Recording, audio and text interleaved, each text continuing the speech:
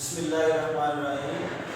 बच्चों आज हम लोग स्टार्ट करेंगे chapter number 8 first year chemistry. इसकी एक्सरसाइज में बच्चों जो इम्पोर्टेंट शॉर्ट क्वेश्चंस हैं उनको डिस्कस करेंगे। आए सबसे पहले हम लोग देखते हैं कि क्वेश्चन नंबर 4 के अंदर क्या क्या प्रॉब्लम्स हैं। अब क्वेश्चन नंबर 4 के पार्ट सी की जो स्टेटमेंट है वो है right KC for the following reactions.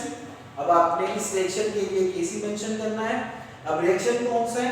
Stannous है एक्वस फॉर्म के अंदर, डेफिनेटली इसके साथ कोई नेगेटिव पार्ट होगा जो कि उसने शो नहीं किया, जस्ट उसने मेटालिक पोर्शन को बताया है। इसके साथ है फेरिक ये भी एक्वस से फेज के अंदर है। रिवर्सिबल रिएक्शन है, इक्विलिब्रियम मौजूद है यहाँ पर। जो स्टेनस है ये स्टेनिक के अंदर ऑक्सीडाइज हो रहा है और फेरिक जो है ये फेरस आयन के अंदर ऑक्सीडाइज हो रहा है। आपने इस रिएक्शन के लिए केसी लिखने हैं। आप जानते हैं केसी के लिए जो आपके पास एक्सप्रेशन है उसमें product concentration over reactants concentration square bracket जो है ये हमने कंसंट्रेशन का बता दिया। अब आपके पास जो प्रोडक्ट है उसकी जगह प्रोडक्ट मेंशन करेंगे, जो रिएक्टेंट है उसकी जगह रिएक्टेंट मेंशन कर देंगे और यही आपका क्या है केसी। अब इस इक्वेशन के अंदर प्रोडक्ट आपका था स्टेनिक आ गया, फेरस था, फेरस आ गया, साथ में ये इसका स्क्वायर आ जाएगा बिकॉज़ यहां पर जो है कोएफिशिएंट जो है कोएफिशिएंट जो है वो 2 है। अब इसी तरह रिएक्टेंट है, रिएक्टेंट के अंदर आपके पास बच्चों स्टेनस है और साथ में फेरिक है, फेरिक के साथ चूंकि इसके 2 मोल यूज हो रहे हैं और यहां पर पावर के अंदर आ जाएगा 2। This is a simple KC expression.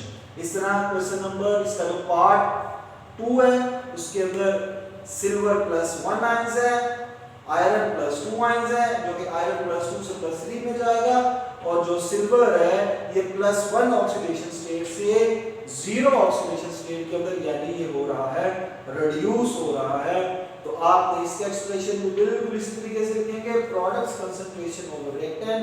ये दोनों प्रोडक्ट हैं, ये यहां से ऐसे आ जाएंगे, दीस आर योर रिएक्टेंट्स और इनको हम लोग डिनोमिनेटर के अंदर मेंशन कर देंगे। पार्ट इसका 3 देखें, नाइट्रोजन ऑक्सीजन का रिएक्शन हो रहा है, नाइट्रिक ऑक्साइड बन रहे हैं, इसके 2 मोल बन रहे हैं, केसी एक्सप्रेशन में लिखेंगे तो NO2 क्योंकि जो आपका कोएफिशिएंट है ये 2 है, लिहाजा जब आप इसको एक्सप्रेशन में लिखेंगे तो इसकी पावर लिखेंगे, ये आपके रिएक्टेंट है, ऐसा चलेगी ये आपका केसी। इसी तरह ये जो 4 है इसमें 4 मॉलिक्यूल्स अमोनिया के यूज हो रहे हैं, 5 मोल्स हैं वो ऑक्सीजन के हैं, 4 मॉलिक्यूल्स ऑफ नाइट्रिक ऑक्साइड बन रहे हैं, 6 वाटर मॉलिक्यूल्स बन रहे हैं। आप प्रोडक्ट ओवर रिएक्टेंट कंसंट्रेशन के लिहाज से जो मेंशन करेंगे तो ये इसका केसी एक्सप्रेशन। इसी तरह फास्फोरस पेंटाक्लोराइड है, इसकी डिकम्पोजिशन है, फास्फोरस ट्राइक्लोराइड बन रहा है, साथ में क्लोरीन गैस रिमूव हो रही है, इवॉल्व हो रही है। आप इसका जब केसी एक्सप्रेशन लिखेंगे तो same products concentration over reactant. तो ये क्वेश्चन नंबर 1 के अंदर बच्चे आगे हम लोग स्टार्ट करते हैं। इसमें केसी एक्सप्रेशन को डिफरेंट तरीके से भी आप लोग लिख सकते हैं। अगर आपके पास जो कंसंट्रेशन है वो VDM क्यूब यानी जो वॉल्यूम डेसिमीटर क्यूब के फॉर्म में दी गई हो। अब क्वेश्चन नंबर 8 का पार्ट ए है, इसकी स्टेटमेंट देंगे write down KC for the following reactions, suppose that the volume of the reaction vessel in all cases is volume in decimetre cube at equilibrium. अब different cases के अंदर जो हमारे पास volume होगा वो डेसिमीटर क्यूब के अंदर होगा और with the passage of time reactants की कंसंट्रेशन कम होती जाएगी और प्रोडक्ट्स की कंसंट्रेशन बढ़ती जाएगी और अल्टीमेटली डायनामिक इक्विलिब्रियम एस्टैब्लिश होगा। आपने इन सारे केसेस को, इन सारी सिचुएशंस को मद्देनजर रखते हुए फाइनल केसी को लिखना होगा। अब इसके लिए आपके पास जो सबसे पहला प्रॉब्लम है दैट इज एस्टरिफिकेशन। अब इसके अंदर एसिटिक एसिड का एथेनॉल के साथ रिएक्शन होता है, this is your acetic acid, this is C2H5OH ethanol. इन दोनों के कंबाइन करने से बनेगा एस्टर और साथ में वाटर बनेगा या इथाइल एसिड हम इसको बोलते हैं। अब आपने देखना है जब टाइम 0 सेकंड था तो रिएक्टेंट के A मोल्स हम कंसीडर कर लेते हैं और रिएक्टेंट इस रिएक्टेंट के हम B मोल्स कंसीडर कर रहे हैं क्योंकि ये एक ऐसा रिएक्शन है जिसमें 2 रिएक्टेंट हैं और 2 प्रोडक्ट हैं। तो एक रिएक्टेंट को हम लोग A मोल से रिप्रेजेंट करेंगे, दूसरे रिएक्टेंट को B मोल से करेंगे, लेकिन रिएक्शन अभी स्टार्ट ही नहीं हुआ तो प्रोडक्ट के 0 मोल्स यहाँ पे क्या होंगे 0 मोल्स। अब जैसे ही टाइम थोड़ा सा एक्सटेंड करेगा या टाइम बढ़ते बढ़ते बढ़ते बढ़ते हम सपोज कर लेते हैं कि इक्विलिब्रियम स्टेज तक आ गया है, तो इक्विलिब्रियम पर जब पहुंचेंगे तो A मोल्स में से X मोल्स माइनस हो चुके होंगे, तो यहाँ पर जो B मोल्स थे अब वो B माइनस X मोल्स रह जाएंगे। यहाँ पर प्रोडक्ट के कुछ X मोल्स होंगे और वाटर ये भी प्रोडक्ट है और यहाँ पे इसके क्या होंगे कुछ X मोल्स होंगे। यानी स्टार्टिंग पर A मोल्स थे, B मोल्स थे, प्रोडक्ट 0 मोल्स था, लेकिन जैसे ही इक्विलिब्रियम आ गया तो जो इनिशियल कंसंट्रेशन थी उसमें डिक्रीज वाकया हुआ। वो जो डिक्रीज वाकया हुआ वो क्या था X मोल्स के रिस्पेक्ट में था।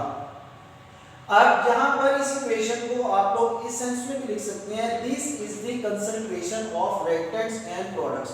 अगर आप लोग इनको वॉल्यूम के साथ डिवाइड कर देंगे चारों के चारों पार्ट्स को या चारों के चारों हिस्सों को, तो ये एक नया एक्सप्रेशन हमारे पास एक नई फॉर्म में कन्वर्ट हो जाएंगे, that is A minus x over V, क्योंकि आपने इन सारे केसेस में वॉल्यूम को कंसीडर करना है। B minus x over V, यहाँ पर x ओवर V और ये भी x ओवर V। अब जब आप इसका केसी मेंशन करेंगे तो बिल्कुल उसी तरह product concentration over reactant concentration.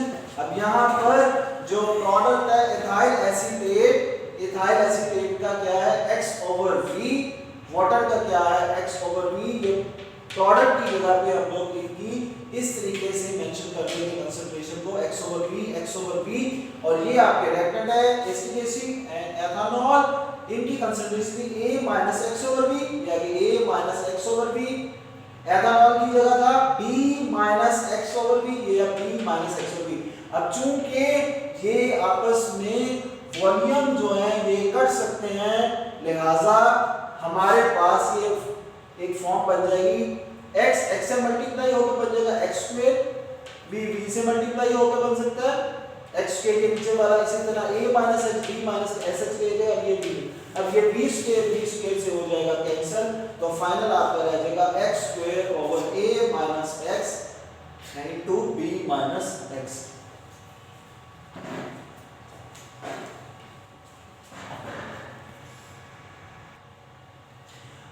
अब यहाँ तक हमारा है आज का लेक्चर। चैप्टर नंबर 8 के शॉर्ट क्वेश्चंस हमने डिस्कस किए हैं और उसके साथ केसी लिखने का method with respect to the volume decimetre cube units. हम नेक्स्ट लेक्चर के अंदर हम इसी क्वेश्चन के जो बाकी डिफरेंट केसेस हैं उनको डिस्कस करेंगे और फिर उसके बाद इसके न्यूमेरिकल प्रॉब्लम्स की तरफ जाएंगे। जैसा कि आप जानते हैं कि इस चैप्टर के अंदर से न्यूमेरिकल आना है, लिहाजा हम इनकी न्यूमेरिकल्स के ऊपर ज़्यादा फोकस रखेंगे। Thank you.